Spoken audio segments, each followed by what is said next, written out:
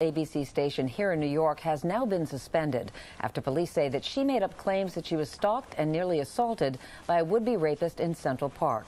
NBC's Mike Taibbi has details. Mike, good morning to you.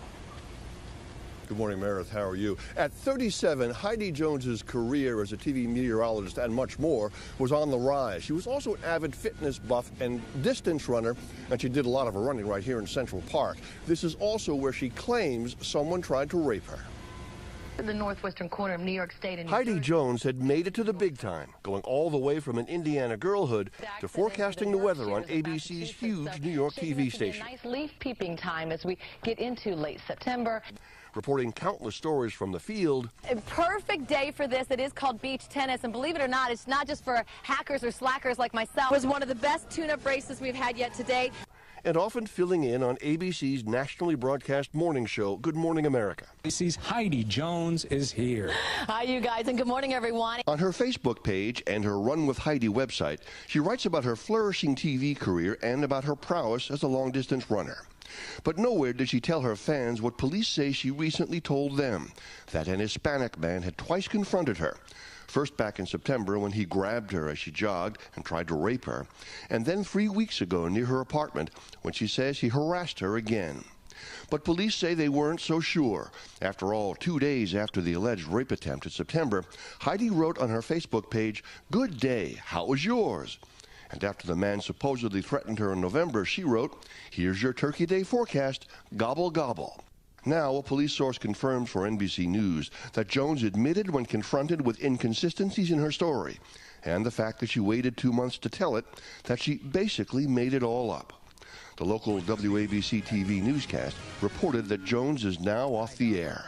Heidi Jones, a WABC TV meteorologist, faces misdemeanor charges for filing a false police report. Jones faces fines and jail time if she's convicted. WABC has suspended Jones pending the outcome of an internal investigation. Jones's critics have already taken to her Facebook wall, "This is inexcusable. You're a disgrace. Fire her and put her in jail." Jones reportedly made up her story to win sympathy because of personal problems. Oftentimes people do dramatic things when they're going through personal issues. People leverage support in a variety of different ways. Front moving through, and it's really just a... And what's likely to happen now to a career that was clearly on the rise? If it's all true, there's no question that Heidi Jones's career is in serious trouble. Her lawyer, Paul Callan, says that she is urging folks to not jump to conclusions, and he also says she will plead not guilty to any criminal charges against her. She could face a year in jail on each charge of falsifying a police report. Meredith? Okay, Mike Taibbi, thank you very much. Ricky Kleiman is a criminal defense attorney. Psychiatrist Gail Saltz is a Today contributor. Good morning to you both. Good morning. Ricky, let me start with you. According to police, Heidi Jones admitted that she made the whole story up. She has a court date now, January 5th, charged with filing a false police report. You've talked to her attorney. What is her next step? Well, her attorney, Paul Callan, is really the perfect lawyer here. He is a mixture of compassion and competence. And if I were Paul Callan, what I would be doing is calling up the DA's office immediately to try to work out something. This is a woman who does not need to go to jail. However, this is a case that's not going away. She needs supervision. Perfect candidate for probation. How can her lawyer apparently is saying that she's going to plead not guilty, but how can she do that if she's already admitted guilt? Everyone who goes into court will enter a plea, or their attorney enters a plea for them. That is always a not guilty plea until something can be worked out. And I'm sure in this kind of a case, with a progressive and thoughtful DA like Cy Vance, a good lawyer like Paul, it will cry out for someone to help her, and it will cry out for an example to be made so that we don't have other people making false accusations. This is a young, attractive woman, obviously doing well professionally. What would motivate someone like this? Well, it's interesting, actually. You'd be surprised. Many people have the fantasy or thought, gee, if this happened to me, someone else would feel badly for me, or someone else would rush to my aid. We all actually have thoughts like that, but to act on it is a different story. So then the question becomes, you know, was the stress such, or is the personality character structure such that a reaction to anxiety or depression would cause them to, if you will, break their own moral code? Because that's really the question here, right? Why would you do something that could destroy your life and that would be a lie, essentially, that would hurt other people, that takes the police away from their job and so on?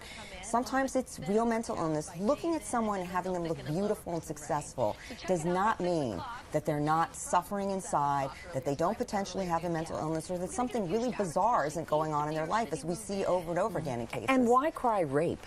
Right. Well, you know, it's about being attacked. It's, you know, this is one fantasy. Sometimes people claim I'm horribly sick. We've seen these cases of I've got cancer, so I need to get people around me.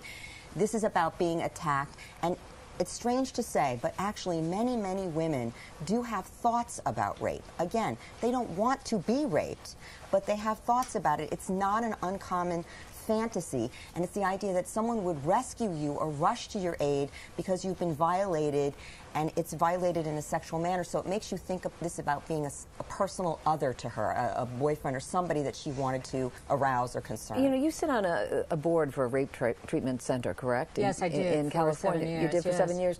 I'm sure there are people on that board who would feel, you know what, she cried rape. That presents a chilling effect to people who really have been raped. She deserves to go to jail. Well, people may think she deserves to go to jail, but the reality is that it's not going to do her or others any good. The trouble here, Meredith, is does it have a chilling effect? Are women afraid to go forward? Because when you have someone of this celebrity, even if it's because of a mental illness and it's not malicious, the reality is that it does make them say, well, maybe the police won't believe me. And I have to say, I've got to applaud these police for nipping it in the bud, because what if it went one more step? What if there was a lineup? What if there was a show up of a picture array and she picked that Hispanic that she had never seen?